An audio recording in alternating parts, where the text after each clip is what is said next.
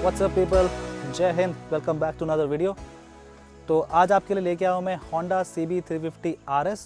तो आज की वीडियो में मैं आपको बताऊँगा कि इस बाइक में मैंने कौन कौन सी एक्सेसरीज़ लगवा रखी हैं। तो क्योंकि मैंने बाइक को 23,000 किलोमीटर चला दिया है और पिछले 23,000 किलोमीटर में पिछले 2 सालों में मैंने काफ़ी सारी चीज़ें इसमें लगवाई हैं ज़रूरत के हिसाब से। जो ये बाइक ख़रीद रहे हैं उनके डाउट्स होते हैं कि कौन सी एक्सेसरीज़ इसमें लगवाना ज़रूरी है और कहाँ से लगवानी चाहिए और कितना प्राइस पड़ता है। तो ये सारी चीज़ें मैं आपको इस वीडियो में बताऊंगा, इसीलिए वीडियो को एंड तक देखना।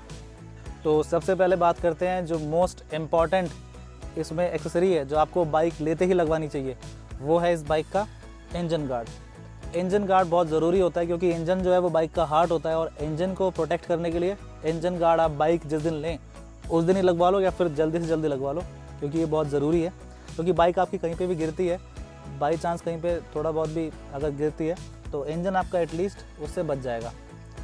और ये जो इंजन गार्ड है ये मैंने होंडा से ही लगवाया था, होंडा बिग विंग के सर्विस सेंटर से, जो मैंने उस टाइम लगवाया था 2023 में। तो उस टाइम इसका कॉस्ट था 1387 रुपीज़, जिसमें कि इसका लेबर चार्ज वगैरह सब इंक्लूड था। इसकी खासियत ये कि काफ़ी कॉम्पैक्ट है। अगर आप देखोगे इसका डिज़ाइन, ये बाइक से काफ़ी बाहर नहीं जा रहा है और इतना ही है जितना ज़रूरी है। देखने में आपको शायद ये छोटा लग रहा होगा, लेकिन अगर आप ओवरऑल इस वाले एंगल से देखेंगे तो ये बॉडी से, इंजन से ज़्यादा बाहर नहीं जा रहा है, जितना ज़रूरी है उतना ही है। बाइक मेरी कई बार गिर चुकी है पिछले 2 सालों में। तो एक बार किन्नौर पे भी गिरी थी ये बाइक, तो ना ही टैंक पे कोई स्क्रैच आया ना ही इंजन पे कोई इम्पैक्ट आया। तो ये जो है ना काफ़ी बढ़िया है। तो ये लाइट वेट है, ड्यूरेबल है और जो इसका पर्पज़ है वो पूरा करता है। तो मैं आपको रेकमेंड करूँगा कि आप आफ्टर मार्केट इसको ना लगवाएं। आप ज़्यादातर जो भी बाइक्स ले रहे हैं, चाहे वो रॉयल एनफील्ड हो या कोई भी हो, एटलीस्ट जो ये क्रिटिकल एक्सेसरीज़ होती है ना, जैसे कि इंजन गार्ड हो गया, रेडिएटर गार्ड जिसमें रेडिएटर होते हैं, वो आप जो जिस कंपनी की बाइक है अगर वो बना रहे हैं तो उनसे ही लो। रीज़न क्या होता है, क्योंकि मैंने काफ़ी सारे केसेस में ऐसा देखा है जिन लोगों के पास, जिन्होंने इस बाइक में CB350 RS में बाहर से इंजन गार्ड लगवाया था, जो काफ़ी सारे इंजन गार्ड ऐसे होते हैं जो आपने देखे होंगे, वो सिर्फ यहाँ तक नहीं होते, यहाँ से वो इस तरफ भी होते हैं। तो उनका जो फ्रेम है, जो रॉड है, वो यहाँ से जारी होती है। कई बार क्या होता है कि बाइक जब गिरती है तो वो जो रॉड है उसी पे इम्पैक्ट पड़ता है, वो ही इंजन को डैमेज कर देता है। इंजन की फिंस डैमेज हुई है, ऐसा मैंने देखा है, मैं इसलिए आपको बता रहा हूँ। तो इसीलिए बाहर आफ्टर मार्केट के चक्करों में ना पड़े। इसकी जो कॉस्ट है वो बहुत ही रीज़नेबल है। होंडा के साथ फ़ायदा ये है कि जो इसकी एक्सेसरीज़ है, जो पार्ट्स हैं, उनके कॉस्ट रीज़नेबल हैं ड्यूरेबिलिटी के हिसाब से। तो 1300 या 1400 रुपये आपको ये पड़ रहा है, तो आप बाहर से क्यों लगवाओ, अच्छी चीज़ लगवाओ। उसके बाद जो मैंने ज़रूरी चीज़ इसमें लगवाई थी वो है इसका ये मडगार्ड एक्सटेंडर। तो इसके अंदर प्रॉब्लम क्या है कि इसका जो स्टॉक में जो इसका जो फेंडर आता है, ये जो मडगार्ड आता है, ये बहुत शॉर्ट है। तो इसकी वजह से क्या होता है, सारे, अगर आप बारिश में हो या फिर कीचड़ है तो वो सारा ऊपर आता है, पूरी बाइक गंदी हो जाती है, आपकी पूरी पैंट गंदी हो जाएगी। तो ये बहुत ही ज़रूरी है ये इसमें लगवाना, क्योंकि ये बहुत शॉर्ट है। तो ये कार्बन रेसिंग का है, ये मैंने आफ्टर मार्केट लगवाया है। कार्बन रेसिंग जो कंपनी है, मैंने उन्हीं की वेबसाइट से ही ऑर्डर किया था। इसका प्राइस पड़ता है 400 रुपये। मेरे को 2 साल हो चुके हैं और 23,000 मैंने ये बाइक चला दी है। जो मेरे को पहले से फॉलो कर रहे हैं उनको पता है कि मैंने इस बाइक से लंबे लंबे टूर भी किए हैं। तो इसकी वजह से अब तक कोई प्रॉब्लम नहीं आई है, 2 साल हो चुके हैं। लेकिन काफ़ी सारे लोगों से मैंने सुना है कि इसकी वजह से, मडगार्ड एक्सटेंडर की वजह से, ये जो फेंडर है या मडगार्ड है ये टूटा है, काफ़ी सारे लोगों ने कहा है। तो अब बात कर लेते हैं इसके हैंडल बार राइज़र के बारे में। तो सबसे पहले मैं आपको बताता हूँ कि हैंडल बार राइज़र मैंने कौन से वाले लगवाए हैं और क्यों लगवाए हैं। ये जो हैंडल बार राइज़र है ये कार्बन रेसिंग के हैं और ये इंक्लाइंड वाले हैंडल बार राइज़र हैं। काफ़ी लोग पूछते हैं कि इंक्लाइंड वाले लगाएं या फिर स्ट्रेट वाले, तो मैं आपको रीज़न बताता हूँ कौन से वाले किसके लिए ठीक है। मेरी हाइट 5 फुट 6 इंच है, तो उसके हिसाब से जो इसकी स्टॉक कंडीशन में जो हैंडल था तो वो मेरे आर्म लेंथ के हिसाब से ना थोड़ा मेरे को दूर पड़ता था, तो मेरी आर्म्स ऐसे स्ट्रेच होती थी, जिसकी वजह से ऐसे हैंडल को टर्न करने में थोड़ा सा डिस्कम्फर्ट फील होता था।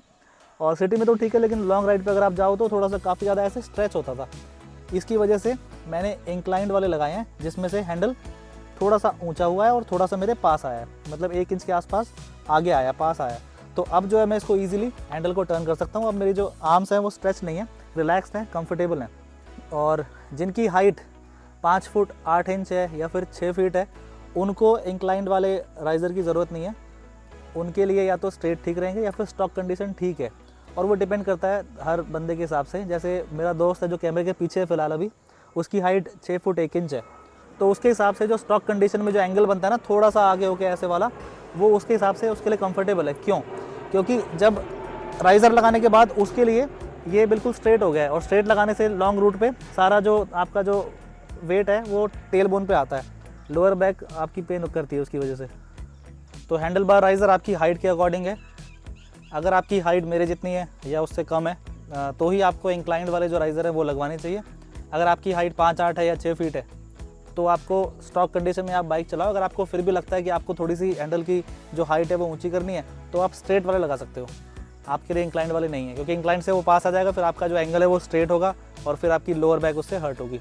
तो इसका जो प्राइस है वो 1700 रुपीज़ है। ये मैंने कार्बन रेसिंग की वेबसाइट से ही ऑर्डर किया था। लगवा आप कहीं से भी लो, चाहे तो होंडा बिग विंग के सर्विस सेंटर में पूछ लो, अगर वो लगा देंगे, इसको इंस्टॉल कर देंगे, या फिर आप लोकल मैकेनिक पे भी लगा सकते हो।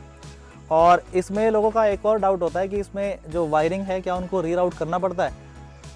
तो अगर आप इसको राइज़र को लगा रहे हो और ये इंक्लाइंड वाले हैं तो इसकी जो वायरिंग है उसको थोड़ा सा रीराउट करना पड़ा है, जो पोजीशनिंग है थोड़ी चेंज करनी पड़ी है, ताकि जो क्लच वायर है वो स्ट्रेच ना हो। अगर वो स्ट्रेच होगी तो उससे आपका क्लच जो प्लेट है वो डैमेज हो सकती है, उसमें नुकसान हो सकता है। और लोग कहते हैं कि राइज़र लगाने की वजह से क्लच प्लेट फूक जाती है, ये सब हो जाता है, तो कोई प्रॉब्लम नहीं होती। मेरी बाइक को 23,000 किलोमीटर चल चुकी है और मैंने बाइक लेते ही लगवा दिया था, तो इसके अंदर कोई प्रॉब्लम नहीं आई है ऐसी। तो राइज़र लगाने से वो सब नहीं है। अगर आप ढंग से लगाते हो, तरीके से लगाते हो, सारी चीज़ें जो भी मेजरमेंट है वो सही होता है, तो उससे कोई प्रॉब्लम नहीं आती। बस क्लच वायर जो है ना आपकी वो बिल्कुल स्ट्रेच नहीं होनी चाहिए, थोड़ी सी एक्स्ट्रा होनी चाहिए, उसके लिए आपको रीराउट करने पड़ेगी वायर, जो क्लच वायर है वो क्लच की। तो इन सब चीज़ों के बाद जो मुझे ज़रूरत पड़ती है बहुत ज़्यादा वो है लाइट की।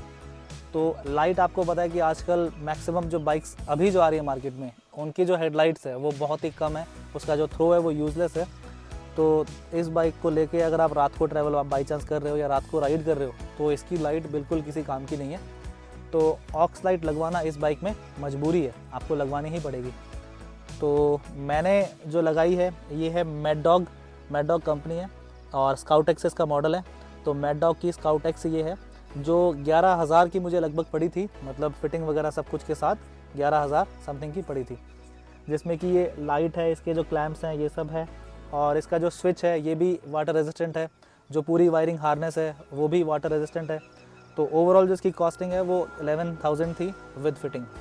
इसको आप कहीं से भी ऑर्डर कर सकते हो, काफ़ी सारी वेबसाइट्स है जिन पे एक्सेसरीज वगैरह मिलती है, वहाँ से भी ऑर्डर कर सकते हो। मैंने राइडर्स प्लैनेट है गुड़गांव में, उनके ऑफलाइन स्टोर से जाके परचेज़ करी थी, और इंस्टॉल ये मैंने होंडा बिग विंग के सर्विस सेंटर में ही करवाई थी। मेरे चैनल पे वीडियो है, आप जाके देख सकते हैं, या फिर आप आफ्टर मार्केट भी जहाँ से सही से हो जाए वहाँ से करवा सकते हैं।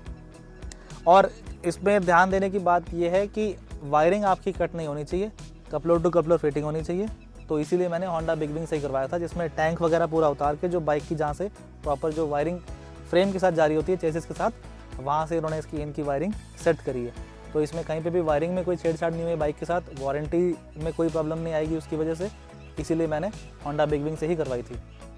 तो इसका जो थ्रो है वो बहुत अच्छा है। मैंने काफ़ी सारे टूर करे हैं, नाइट राइड्स, रात को भी ट्रैवल किया है पहाड़ों में जहाँ पे लाइट्स की बहुत ज़्यादा ज़रूरत होती है। तो उसका थ्रो काफ़ी अच्छा है, खुद के लिए भी अच्छा है, और सामने से जो व्हीकल्स आ रहे होते हैं तो इसकी लाइट ऐसी है कि विजिबिलिटी काफ़ी अच्छी है, और सामने वाले की आंखों पे बहुत ज़्यादा पड़ती भी नहीं है, तो थोड़ी क्वालिटी अच्छी है इसकी। और 2 साल हो चुके हैं अभी तक इसके अंदर, एक भी किसी भी तरह की कोई प्रॉब्लम नहीं आई है लाइट के अंदर। तो उसके बाद मैंने लगवाया था इसके अंदर बैक रेस्ट। मुझे जाना था एक लॉन्ग टूर पे और मेरे साथ पिलियन भी था, तो इसी वजह से ये बैक रेस्ट लगवाया था, क्योंकि उससे सपोर्ट मिल जाता है और थोड़ा कंफर्टेबल हो जाता है पिलियन के लिए। तो ये मैंने होंडा बिग विंग के सर्विस सेंटर से ही लगवाया था। इसका जो कॉस्ट आया था वो था 3800 रुपये, जिसमें लेबर चार्ज या फिटिंग चार्ज वो सब इंक्लूड था। तो इसकी क्वालिटी काफ़ी अच्छी है, और इसके अंदर ये ग्रैब करने के लिए भी आपको स्पेस मिल जाता है, और कुशन वगैरह ठीक है, तो मतलब ये काफ़ी कंफर्टेबल है। इसके बाद हमने टूर किया था तो ये कंफर्टेबल था उसके लिए। और साथ ही साथ जब मैंने ये लगवाया था तो उसी टाइम पे मैंने ये टॉल वाली इसकी विंड स्क्रीन भी लगवाई थी। इसका कॉस्ट था 3200 रुपये। ये भी मैंने होंडा बिग विंग से ही लगवाई थी, और ये एक्चुअली विंड का प्रोटेक्शन उतना ज़्यादा नहीं है, करती है विंड प्रोटेक्शन है इसका, विंड ब्लास्ट को रोकती है, लेकिन उतनी ज़्यादा नहीं, क्योंकि बहुत ज़्यादा टॉल नहीं है। लेकिन क्योंकि बैकरेस्ट लगा था, तो बैकरेस्ट लगवाने के बाद अगर ये वाइज़र टॉल वाला नहीं है तो थोड़ा सा खाली खाली लगता है, तो बैकरेस्ट लगवाने के बाद ये लगा के बाइक की जो लुक है ना वो काफ़ी अच्छी लगती है। जब बाइक टूर पे जब लोडेड होती है ना तो काफ़ी अच्छी लगती है। तो ये मेनली मैंने लुक्स की वजह से लगवाया था, जो अच्छा लगता है। और इसके ऊपर मैंने स्मोक लेमिनेशन करवा रखी थी, वो मैंने अभी हाल ही में उतारी है क्योंकि वो चेंज करनी थी। तो उसके ऊपर स्मोक लेमिनेशन लगा के इसका लुक बहुत ज़बरदस्त आ रहा था। और उसी टाइम पे साथ ही में मैंने ये नकल गार्ड भी लगवाए थे होंडा बिग विंग से, और ये इन दोनों का कॉस्ट जो था वो 2400 रुपये था। ये इसके अंदर कोई मेटल वगैरह नहीं है, ये फाइबर ही है। तो ये भी मेनली सिर्फ लुक को इन्हेंस करने के लिए लगवाया था। हाँ, इसका पर्पज़ ये है कि अगर बाई चांस बाइक कहीं गिरती है या कहीं टकराती है तो जल्दी से आपका जो क्लच लीवर है या ब्रेक का जो लीवर है ये जल्दी से डैमेज नहीं होगा, इम्पैक्ट पहले इसके ऊपर आएगा। तो थोड़ी बहुत प्रोटेक्शन इसके अंदर है, और विंड से थोड़ी बहुत प्रोटेक्शन इसमें मिलती है, तो लुक को एनहांस करता है और थोड़ी बहुत प्रोटेक्शन इससे मिल जाती है। उसके बाद मैंने इसके अंदर लगवाए थे ये ज़ाना के मिरर एक्सटेंडर। इनका जो कॉस्ट है वो 1100 रुपये था। ये ज़ाना की जो वेबसाइट है मैंने उन्हीं से ऑर्डर किया था ऑनलाइन, और इसको मैंने इसलिए लगाया क्योंकि जब बाइक पे हम बैठते हैं इसके जो मिरर्स हैं वो थोड़े से इसके हल्के से अंदर की तरफ थे, तो जिसमें से ना विज़न थोड़ा सा ब्लॉक होता था। यहाँ से आपका शोल्डर जो है ना, शोल्डर आपको ज़्यादा दिखता था। तो इसको एक्सटेंडर लगाने से ये थोड़ा सा 1 इंच बाहर की तरफ आए हैं, तो अब जो है उससे कोई प्रॉब्लम नहीं होती, विज़न अच्छा आता है। और एक और चीज़ थी जो मैंने इसकी स्टार्टिंग में ही लगवा ली थी पहली सर्विस के टाइम पे, वो था एक एक्स्ट्रा हॉर्न इसके अंदर मैंने लगाया था। वो इसलिए ज़रूरी था क्योंकि जो हाइनेस है उसके अंदर तो ड्यूल हॉर्न आता है, लेकिन ये RS है इसके अंदर सिंगल हॉर्न आता है। तो बाइक 350 सीसी और इस पर आप हाईवे पे चलते हो तो थोड़ा सा उसके हिसाब से जो सिंगल हॉर्न है ना वो काफ़ी कम लगता था। तो बाइक के हिसाब से हॉर्न थोड़ा सा पावरफुल होना चाहिए, क्योंकि आपको पता है इंडिया में लोग सुनते तो है नहीं। तो अपनी सेफ्टी के लिए, और बाइक अगर थोड़ी सी बड़ी है और हाईवे वगैरह पे चलती है तो सेकंड हॉर्न की मुझे ज़रूरत ऐसी लगी, तो इसीलिए ये मैंने कंपनी से ही लगवाया था, यानी कि होंडा बिग विंग के सर्विस सेंटर से लगवाया था ये एक्स्ट्रा हॉर्न। हॉर्न को लगाते टाइम भी जो बाइक की जो वायरिंग है उसके अंदर कोई कट नहीं लगा, उसको भी एक्स्ट्रा वायरिंग डाल के डायरेक्टली बैटरी से कनेक्ट किया। ओवरऑल जो कॉस्ट पड़ी थी इसकी हॉर्न की वो 1100 रुपये थी, जिसके अंदर लेबर चार्ज इंक्लूड था। जो वायरिंग इसके अंदर एक्स्ट्रा लगी है हॉर्न को कनेक्ट करने के लिए वो लगी थी, क्योंकि ये पूरा जो टैंक है इसको पूरा उतार के जो बाइक की जो एक्चुअल वायरिंग जो जहाँ से आ रही है वहाँ से एक नई वायरिंग डाल के इसको कनेक्ट किया गया था, ताकि जो बाइक की वायरिंग है उसमें कोई कट ना लगाना पड़े। तो इसीलिए लेबर चार्ज वगैरह सब इंक्लूड था, तो 1100 का कंपनी से ही मुझे पड़ा था। और उसके अलावा ये मैंने सीट कवर लगवाया था, शायद ये 500-600 रुपये का था, 500 या 600 रुपये का था, जो मैंने होंडा बिग विंग के सर्विस सेंटर से ही लिया था। और इसकी क्वालिटी अच्छी है, थोड़ा बहुत इसके अंदर कुशन है, तो कॉस्ट के हिसाब से 500-600 रुपये में कंपनी से ही ये कवर मिल रहा है, तो ये मुझे अच्छा लगा। इसकी क्वालिटी अच्छी है, आफ्टर मार्केट लेने की ज़रूरत नहीं है क्योंकि कंपनी से ही अब आपको सही प्राइस में अच्छा मिल रहा है। तो ये सब चीज़ें थी। इसके अलावा ये मोबाइल होल्डर है, तो ये तो खैर आप किसी का भी ले सकते हो। ये अमेज़ॉन से मैंने लिया था, ये बोबो कंपनी है इसका था, और इसकी कॉस्ट लगभग 1500 के आसपास थी। इसके अंदर पीछे वाइब्रेशन डैम्पिंग के लिए कुछ लगा रखा है, तो इसमें थोड़ी सी वाइब्रेशन कम होती है जो दूसरे मोबाइल होल्डर होते हैं उनके कंपैरेटिवली। तो ये ठीक था। ये वैसे बाइक से इतनी रिलेटेड नहीं है, बट लगा तो मैंने इसलिए बता दिया।